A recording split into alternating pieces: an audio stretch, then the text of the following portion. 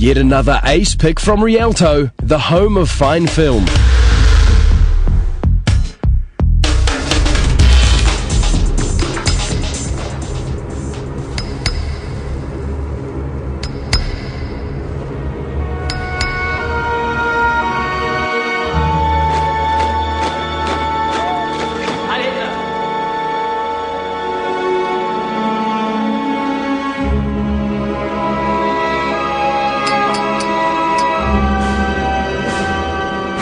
A little bit of music, a little bit of tapping to set the scene, to set the tone for this week's film review with John Henderson. North Face is the name of the film. Good morning, John. Good morning. My goodness, you didn't give much away with that soundbite, Wammo. Just a little tap here and a little bit of string there. Did I hear a Heil Hitler in there? You might have heard a Heil Hitler as well. That would make sense because there goes. I just heard a scream. This is a pre-World War II movie, for a change, seeing we've had a lot of movies about World War II lately and some of the atrocities that were committed. Of course, then you've got Inglourious Bastards, which just made their own version of World War II up, but I digress. This is a movie, it's a story about a mountain. No, not a mountain this time. Yeah, we've got a mountain, but what a mountain. This is the EIGER, which is in the Swiss Alps. And for many a long year, nobody managed to climb the North Face of the EIGER. Now, before we continue, I got to declare, at first I was a little bit confused, because I thought that I'd seen this film. I haven't seen this film, but I have seen a documentary about this. But it was about the EIGER? About this very event on the EIGER, this very thing. And it was a dramatised documentary, and it was done by the actual guy who was who actually was in the mishap on that mountain, in the documentary called, I'm going to forget the name of the documentary. When did the documentary come out? No, just a couple of years ago. The one where Touching the Void. Touching the Void. Yes. So the documentary was made by the guy in Touching the Void, the real guy. Yeah. And then I think he's got something to do with this film, but I'm not sure. Well, I'm pretty sure he does. I'll tell you, I've seen Touching the Void. It was awesome. Yeah. And this is awesome as well. I think the best thing about this movie is the fact that it took place about 60-odd years before Touching the Void, and the equipment they had was very, very primitive. I mean, you're basically just talking mittens, and off we go up the mountain. Yeah. They were making their own crampons, their own pitons, everything, forging stuff in the fire. It's about a couple of German lads. They're young guys. They're very keen on mountain climbing. And, they're seeing the EIGER as a bit of a challenge.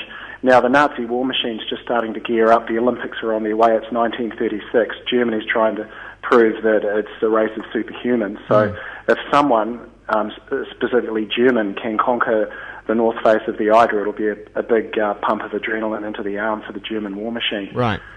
So the funny thing is, though, these two young German guys, they're pretty humble guys. They're just climbers. They're not political animals at all, They're actually, they're in the German mountain brigade or something. And, they roll into work every day, and they're just so haphazard and carefree about it. All the other guys are going, Heil Hitler, and they're just saying, yep, how's it going, and all this sort of thing.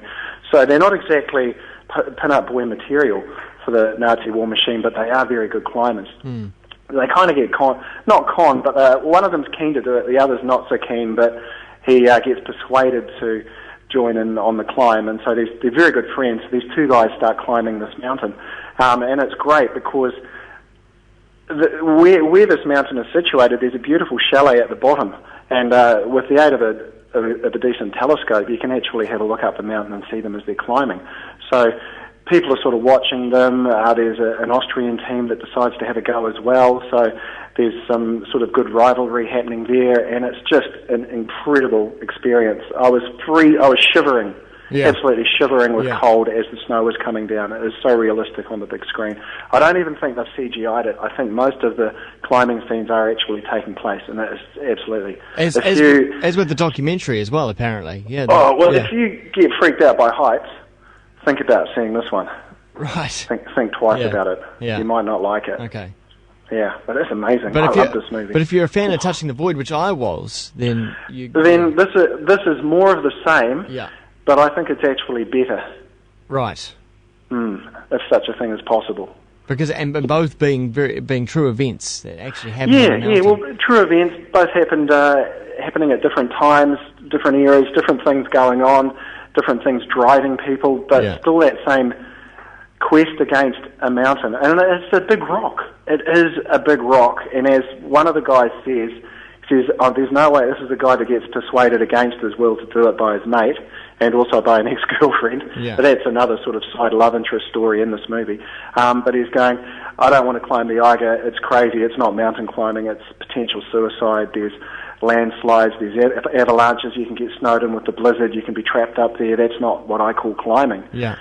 And sure enough, dun, dun, dun, most of that stuff ends up happening. Yeah, of course. So there's got to be a turn of events. There has to be a disaster. There's always a spin, isn't there? There's either a huge success or a tragedy. And that's what there's a sort of a hack journalist from one of the Berlin papers that's following the story, and he stumps up a bit of money for expenses and bits and pieces, and he's saying to this young girl who's taken under his wing, he's saying, the nose, I can sniff the stuff out. It's either going to be heroes and back down to the chalet by bedtime, or it's going to be a tragedy. Yeah. But if it's neither, if they just pull the pin because they get a bit scared, I'm out of here because that's not what the public wants to see. Yeah. And sure enough, he gets a bit of everything. So, yeah. Well, one particular element of the documentary, having not seen the film, but I'm sure that this is in the film as well, is that safety on that mountain is actually never too far away. But it's the problem is actually getting there, and I'm talking about the train tunnel. There's a train tunnel that goes straight through this mountain. It's bizarre, isn't it? Yeah. There is. You can catch a little tiny little thing. I think it's only like a 1 or a 2 wagon train, and it goes right up the middle of the mountain. Lord knows who dug this damn thing out. Yeah. I mean, it is solid rock, and you pop out up at the top. There's there's also these viewing galleries all the way through, so you can stick your head out and go, oh, wow, so well, look at that. God, it's cold. You can actually be where the climbers are, but actually get there really easily. But I guess the challenge is of obviously climbing from the bottom, but you can take the easy way. Yeah, it'd be a little bit like climbing the Sky Tower from the outside or taking the viewing platform elevator up, Yeah. Yeah, and I'd say these German guys would have a go at that too. 'Cause no doubt. they are tough, man. They are so tough. Yeah. Yeah. So North Face, well, it's if it's anything like the documentary, then it's absolutely amazing, astounding. Well, it's a well set period piece. It's in German subtitles. Don't worry about that. You soon latch into it within about a minute. Fairly quick. Probably runs for about an hour and a half. Yeah.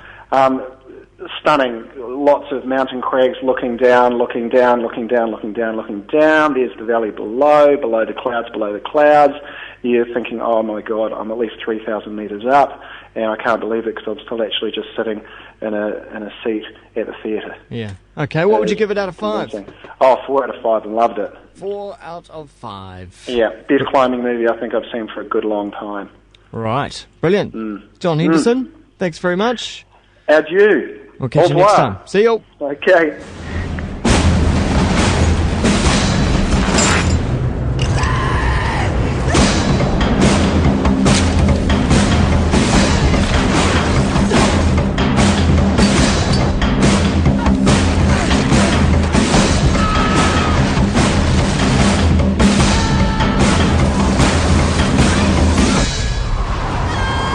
Sweet as.